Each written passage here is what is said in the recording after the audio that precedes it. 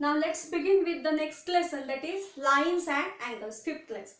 Now already you have studied in 6th standard what is meant by a line segment, an angle, everything is known to you, right? Now this chalk which I am holding in my hand is an example of line segment. Okay, this pencil which I am holding in my hand is an example of line segment. Why? Because it has fixed length. I can know from where it starts and where it ends, right? Then all these are the examples of line segments. Not only this, but the edge of this box, is also an example of line segment. The edge of this blackboard is also an example of line segment. Now how to label a line segment we know? By choosing capital letters, we can label this line segment as line segment AB. Okay, and how is it written? It is written as segment AB, or also it can be written as segment AB, right? Now if I extend this segment on both the sides, then that I get is a line AB. What is it? Line AB. Line can also be labeled by writing a small alphabet near the arrowhead, and it can be also labeled as line L, right? These are the different ways of labeling line and a segment. Okay, now you also know when the angles are formed. When two segments join each other.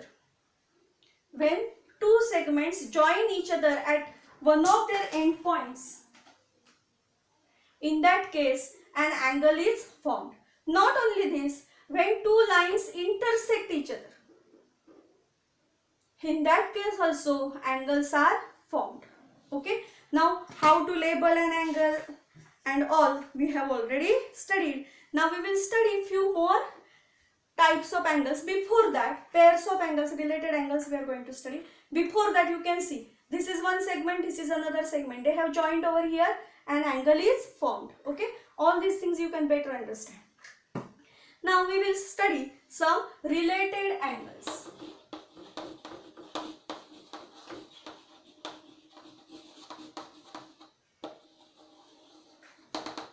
Okay, now if I have two angles, suppose related angles, they always are in pair, remember. If I have this angle whose measure is 60 degree and or say this is 30 degree, and I have another angle whose measure is 60 degree. Again I have another pair, suppose I have the angle whose measure is 20 degree and another angle whose measure is 70 degree. Now this pair or this pair, when you consider, you will find that sum of them, both of them, is 90 degree. How much? It is 90 degree. Such pairs of angles, means such angles are said to be the complementary angles. What are they called as? Complementary angles.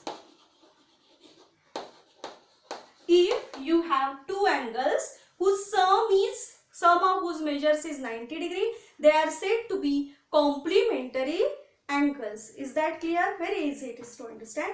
Then next is, now just let us guess, can two acute angles be complementary? May or may not be. When will they be two acute angles? When they will be complements of each other?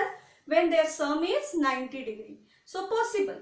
If you have two obtuse angles, see what am I saying? If you have two obtuse angles. Now what is meant by an obtuse angle?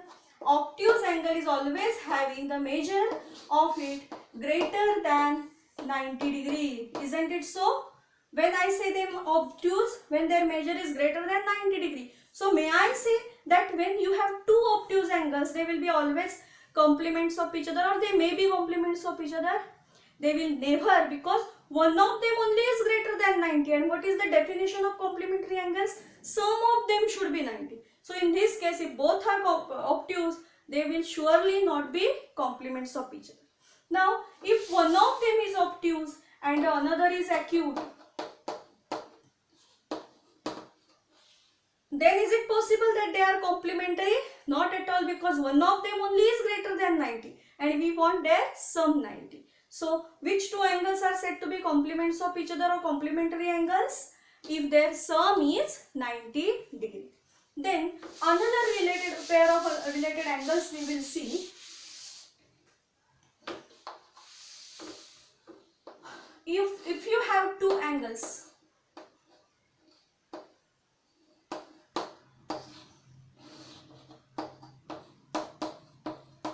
such that their sum is 180 degree, not necessarily 100 and 180, they can be 60 and 120 also, no problem at all, right? Only the thing is that their sum should be 180 degree. See, if you add them, you will get the addition 180 degree, right? Not necessarily 60 and 120, it can be 65 and 115 also. Sum is going to be 180. Such type of angles are said to be supplementary angles.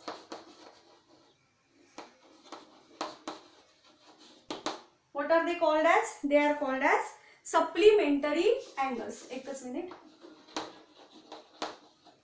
They are said to be supplementary angles. So if the sum is 90 degree, they are complementary, and if the sum is 180 degree, they are supplementary. Okay, try to understand this supplementary concept very well.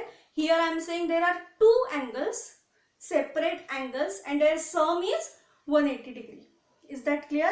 In that case, they are said to be supplements of each other. Even let me explain you one more pair, and then I will explain you the next part. Okay, now can you tell me two obtuse angles, can they be supplements of each other? Both are obtuse, 110, then 100, then this has to be 80, which is acute angle. Okay, so if one is acute and one is obtuse, then they can be supplements of each other. But both obtuse angles, they cannot be the supplements of each other, or both acute angles, they also cannot be the supplements of each other. If you have two right angles, can they be the supplements of each other? Yes, obviously, because their sum is going to be 90 degrees, and so they will be surely the supplements of each other, supplementary angles. Then the next is adjacent angles. Now what are adjacent angles? Adjacent angles are the angles having one arm common. This arm of both the angles is common. This is one angle, this is another angle. See, when I place my three fingers like this, this is the one angle which is formed, and this is the another angle formed. Here, my middle finger is common in both those angles. So this angle and this angle they are called as adjacent angles. Are you getting? Where you can see the adjacent angles more. Find out from your surrounding where you can see the adjacent angles. Are you getting this? Now see, if you see the wheel of a car in your game car, you are having that small cars at home. See the wheel of that. On that some lines like this are drawn. Now this angle and this angle, they are adjacent angles. This angle and this angle, they are adjacent angles. They have one arm common. Is that clear? When do we say that they are adjacent angles? Okay. So supplementary we have seen, adjacent we have seen, complementary angles we have seen. Now we will see what are angles in linear pair. Okay, angles in linear pair.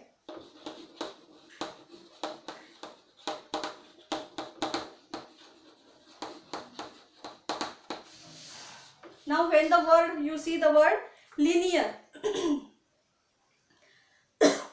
you understand it is something related to a line. So which angles are said to be angles in linear pair? If you have two adjacent angles, see, this is one angle and another adjacent angle. Adjacent means what? It should have one arm common. So are these two adjacent angles? Yes, because they have one arm common, and moreover their interiors are totally separate. This is the interior of this angle and this is the interior of this angle. They are separate. Otherwise some of you will say me, teacher, see, this angle and this angle. See how what am I showing here? Some of you may ask me, teacher, this angle, bigger one, and this angle, they also have their this side common, isn't it? So can I say this bigger angle and this smaller angle are adjacent? No, because here one is inside the other. I'm not going to say that they are adjacent angles. When will I say that they are adjacent? Only if their interior part is disjoint from each other. Is that clear to you, my dears? Now what are angles in linear pair? If you have two adjacent angles and their non-common side forms a straight angle, you know what is a straight angle? What is a straight angle? 180 degree. Then they are said to be the angles in linear pair. Is that clear to you? Which are said to be the angles in linear pair?